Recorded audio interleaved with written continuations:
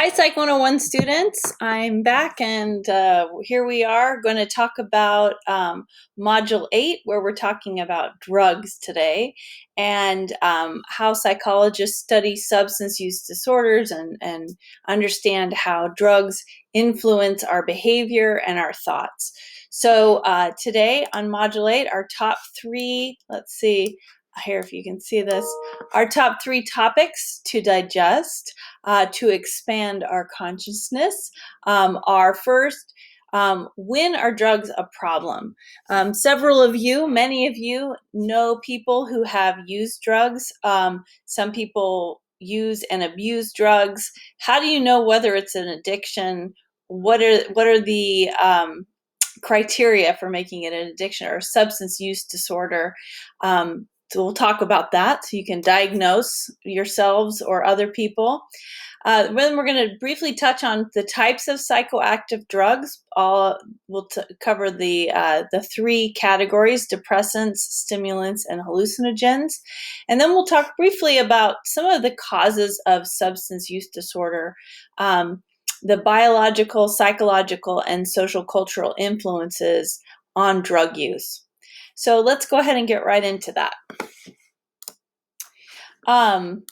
So when we're talking about drugs, and we say the term like psychoactive drugs, those are the chemicals that we take into our body that can alter how we perceive things, they can alter our moods, and they can alter other types or elements of our conscious experience, meaning like how we feel, how we interact with people, how we see ourselves, and how we see other people.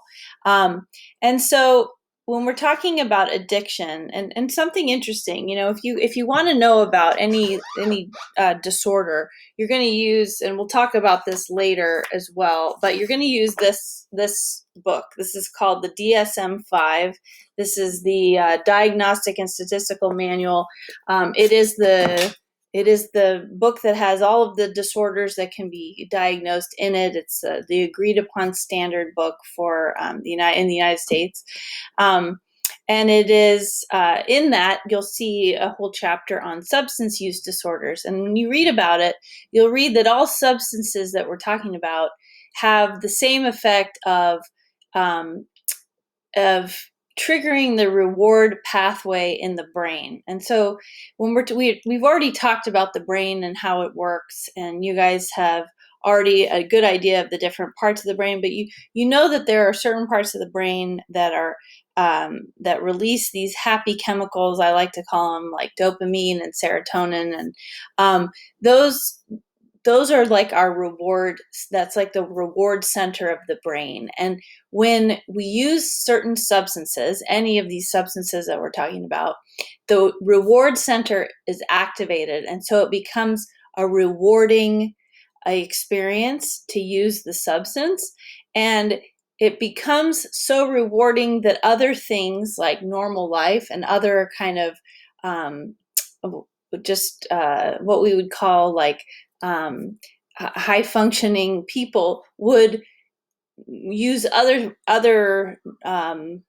ways to activate that pleasure center in the brain. But people who become addicted to drugs or become dependent on drugs or misuse drugs, often they're doing that because it is their way of connecting with that pleasure center of the brain. It is the way of activating it.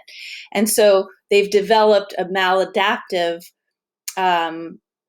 pattern in which they are using the drugs to get that pleasure center activated. And so to the expense of relationships, at the expense of their work, at the expense of their legal standing.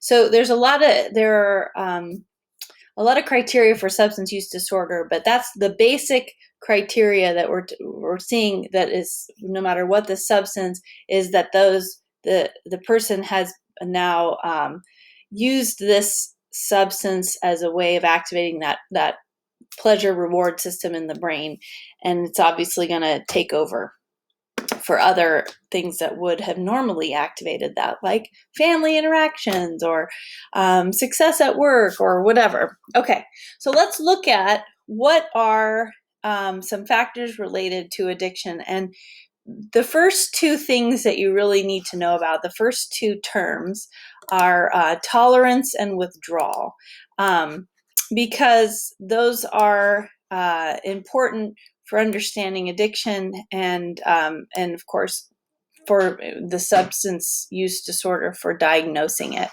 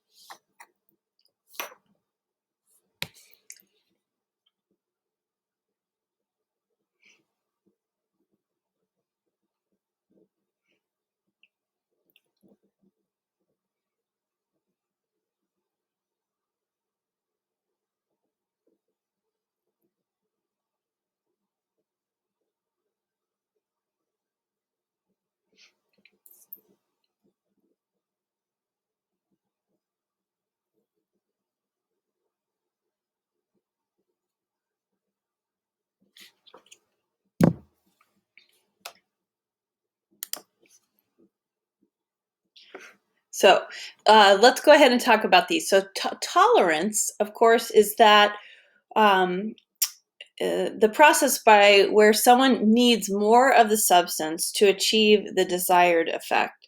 So when someone develops tolerance, by the way, these are all the criteria for substance use disorder, and we're going to talk about how you diagnose that. But if someone has developed a tolerance to a substance, that means that they need more of the substance to achieve their desired high or effect.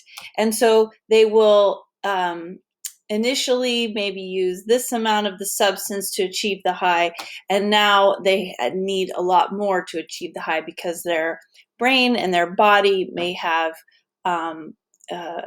created a tolerance for the substance, so that you need more of the substance to achieve that high. One example of that I hear about a lot is with alcohol. People will say, "Oh, this person's a lightweight. They can't drink much without getting totally plastered or whatever." And other people are like, "I can have so many beers before before I even feel anything." So they've developed a tolerance for it. So that's one of the criteria for substance abuse or substance use disorder, is that development of tolerance. So is there tolerance present? Can you see that? Withdrawal symptoms. Withdrawal symptoms can also be a criteria for addiction or substance use disorder. And this is when you experience the negative effects when the high subsides. So when the high goes away, whether that's the euphoria that you're feeling on the substance, or if some sort of the positive feeling that you have from the intoxication of the substance leads to bad feelings, all the headaches, and these are all unique to each different substance. So for some it can be really irritable. There's similarities, of course, in a lot of them, and we're going to talk about them specific to each substance. But irritability, physical pain, headaches. Certain substances have withdrawal symptoms that can be life-threatening. People who withdraw from after heavy use of alcohol can die. And so, and among other substances too, but alcohol withdrawal symptoms and getting off of alcohol after being dependent can be something where you really need to have a doctor present to monitor that.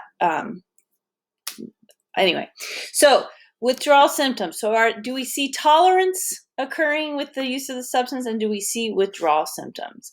The next up, we have using more than intended. So does the person who's using the substance go about with the intention of like, oh, I was just going to have a couple hits. I was just going to have a couple drinks.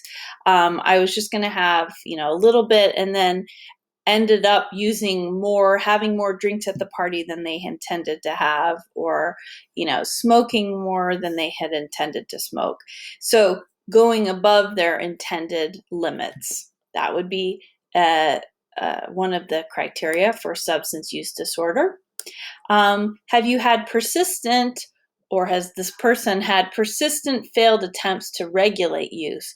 So has the person, tried several times saying, I'm just I'm not going to drink anymore. I'm not going to drink, for a week, and then find themselves drinking again, or saying, I've sworn off marijuana. I'm not going to use cannabis at all, and then find themselves using it again. So failed attempts to regulate or, monitor their use. They aren't able to it's kind of showing some lack of control over the use of the substance. Does the person spend a lot of time preoccupied with the substance? Either preoccupied with it, do they spend a lot of time trying to obtain it, or do they spend a lot of time in recovery from the use and the effects of the substance? So is it taking up a lot of their life, the substance, whether it's using it or being under the influence of it? Is it whether it's how are they going to get it, or recovering from it? Okay, another criteria is, have important activities been reduced because of use? And that can mean like, have you, if you had some important things to do, like a job, and you can't make it to the job because you're either recovering from the use, or um, are in search of, or of the substance, or just for whatever reason, the substance is keeping you from doing your job, or keeping you from being a good parent, or taking care of people that you're in charge of, or, maybe you failed to provide groceries for your family, or, you failed to get your car taken care of because you were under the you've been using the substance, or under the influence of the substance. So are your things that you're supposed to be doing not getting done because of the substance use? That's another symptom of substance use disorder. And then finally, we have, is there continued use despite aversive consequences? Oops. And that's talking about, aversive consequences are like bad consequences. So do you continue to use even though your spouse or your partner is saying, listen, this can't continue. Our relationship is going to be going to be over if you continue to use, right? But you keep using. Or let's say you are driving and you get a DUI. You're driving under the influence of a substance, and yet you still continue to use even though you've had these consequences that have happened. So that is also one of the criteria for a substance use disorder. So some of you might be listening to this and going, ooh, this could be, I'm diagnosing somebody, I'm diagnosing myself, or I'm diagnosing a friend or a family member, right? So let me tell you, when you're doing this kind of diagnosis, if you're looking at the presence of these symptoms, if you can qualify to have, or if you see 2 or 3 of these that you qualify for, then you would be considered as having a mild substance use disorder.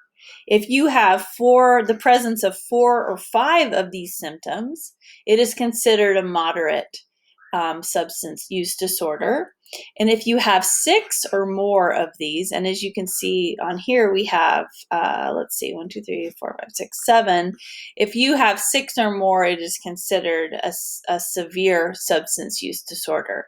But even the presence of 2 or 3 of these is considered a mild substance use disorder. So sometimes this criteria can be helpful, because I've had clients who I've worked with who have said, I've been using this substance and I'm worried that I'm addicted. And so we'll go through the criteria and find that, nope, they don't qualify.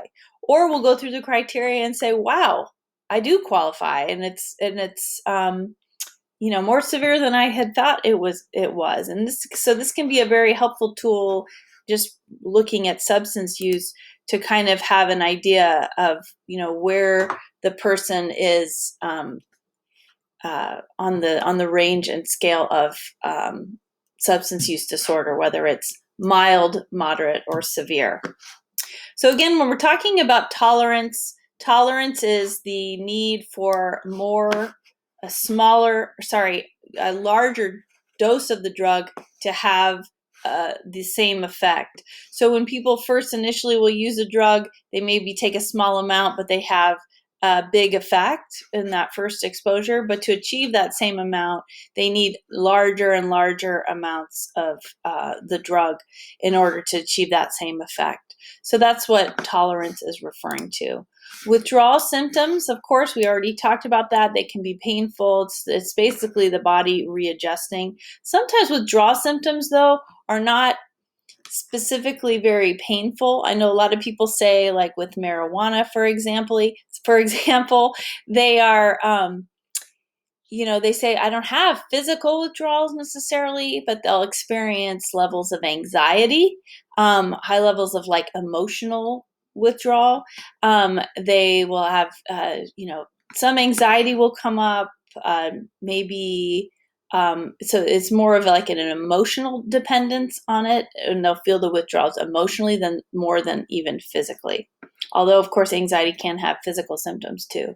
But okay, so let's talk about the three main types of substances. And you guys are going to have an assignment having to identify a substance. So you're signing up for a specific substance, and then you're going to put your name by that substance, and you're going to be creating a PowerPoint presentation on that substance to share with the class. And then I'll encourage you to look at everyone's presentation so I'm not teaching you about the substances, you're teaching each other. But we're going to talk about the categories, and these will be important for you to identify in your project. Is your drug that you're doing your project on, is it a depressant, a stimulant, or a hallucinogen? Let's see, I'm skipping down here. So depressants,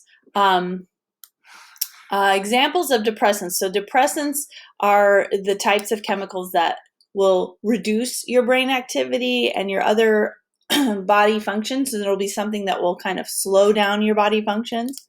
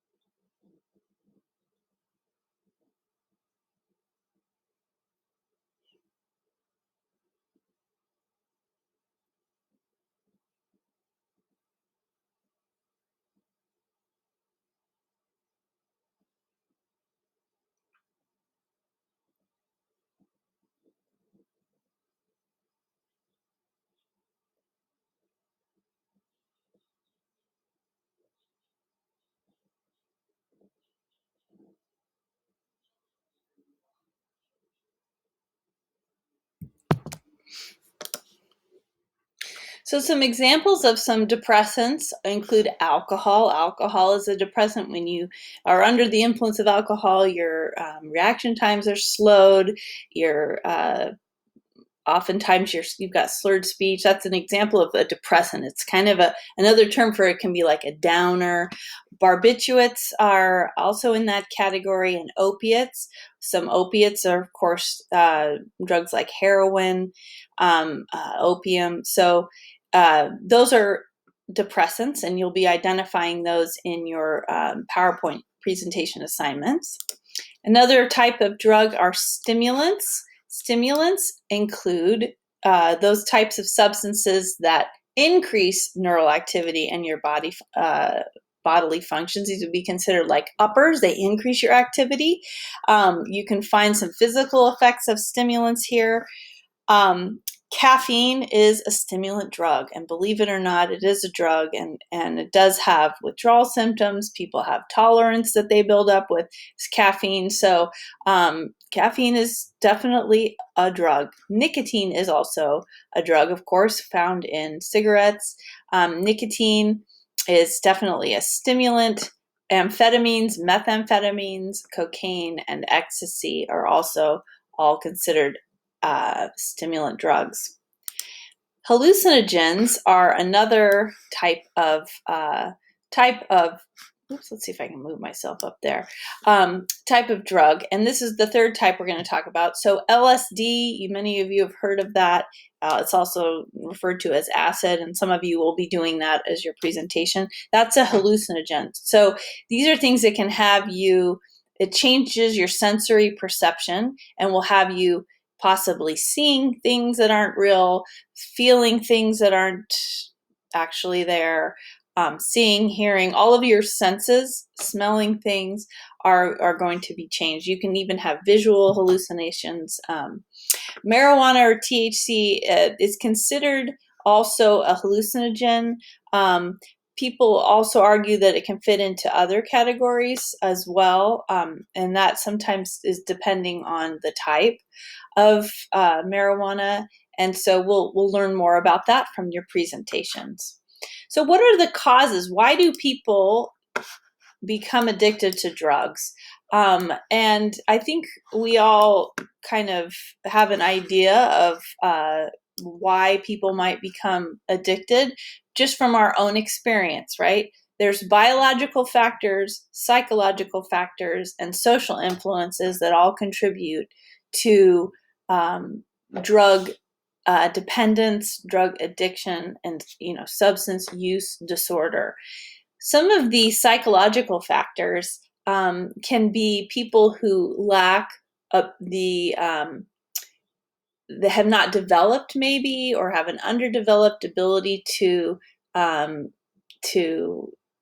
activate that pleasure system in the brain with other methods. So it's interesting because, I don't know if you remember from high school, it seems like from elementary on, they're always, talking about don't do drugs, Red Ribbon Week, drug abuse resistance education, DARE. I don't know if you guys had that. I know I did when I was a kid. And, the focus is on not getting, or encouraging kids not to do drugs. And it's the reason why that is so focused on that age group is because the brain is developing while you're young, and your brain continues to develop into your mid to late 20s, as we know, as we've talked about, and it's growing and changing. And as we are growing, our brain is learning how to manage stress and anxiety and depression. And when we introduce substances, the brain becomes accustomed to managing those things with those substances, rather than developing other pathways to get to manage anxiety, triggers for depression, and so on. So the brain becomes dependent as it's very, malleable and changing and growing. And that's why it's so, it makes such an impression on the brain when substances are introduced early. So there are psychological factors. People who are trying substances early can become psychologically dependent because of early drug use. Of course, there's social influences. Substances can be glorified in the media. That's why many years ago they had started laws against kids using, but media using people smoking. They like cigarette ads. They banned them from being able to show people actually smoking in their cigarette ads. I don't even think they allow cigarette ads on TV anymore. because of the influence of media. And I always have thought it was funny when people would argue, like, oh, that doesn't have an influence, like, or any kind of media doesn't have an influence on me. And it's like, obviously, media has a huge influence, or these corporations and companies wouldn't be spending so much money on ads and putting products, placing them in movies and so on, because they obviously do have a big influence on us. And psychologists have studied that for a long time, and how they can influence. So media influence of substance use is huge. That's a social, cultural type of influence. Psychological factors, those are certain people who maybe are less apt to be able to assess risks. And then biological factors. These are things that maybe we have genetic predisposition for drug use and addiction. Let's see if I can move me here. Possibly if you have relatives who have a history of addiction, if you have relatives that have maybe are high arousal seekers, so thrill seekers, that might also be a predisposition for high risk behavior. And then easily disrupted dopamine reward system. So again, that goes with the brain activity that we're talking about. If your brain is wired to such a way that it is harder, or maybe it hasn't been developed enough to get to that reward system with other activities, you're going to be someone who is more susceptible to drug addiction. Again, as earlier a drug is introduced, the more at risk someone is for a substance use disorder. So let's see, where did I skip over there? Oh yeah, we already talked about this. So the different factors, again, biological, psychological, and social cultural influences can all lead and predisposition someone to potential substance use disorder. So in your textbook, you're going to find some really good information on the effects of the drugs. How do they affect us? What are the pleasurable effects that people have? I'll give you an example with caffeine. We have increased alertness and wakefulness. I know some of you are quite dependent on that and very familiar with that. And with other drugs, of course, there's a lot of different pleasurable effects. And then we have the withdrawal effects, the after effects that cause those withdrawal symptoms. Those can include, like we said, irritability, depressed mood, higher risk for, like, for example, with MDMA, ecstasy, we're talking about higher risk for not being able to achieve the feeling of happiness naturally, because the brain has now been altered from the use of the ecstasy. That, when people use ecstasy, they get a very high, very very lovey feeling, right? They have just an incredible release of the happy chemicals in their brain. But after they're off of the ecstasy, they're no longer taking it, their brain then is less apt or less able to pick up those happy chemicals again. And so they can't even naturally feel as happy. So it can mess with their long-term kind of functioning. So you'll check that out in your textbook as well. And that's all we'll say for drugs. And I'm looking forward to looking at your projects, your PowerPoint projects. All right. Thanks, guys.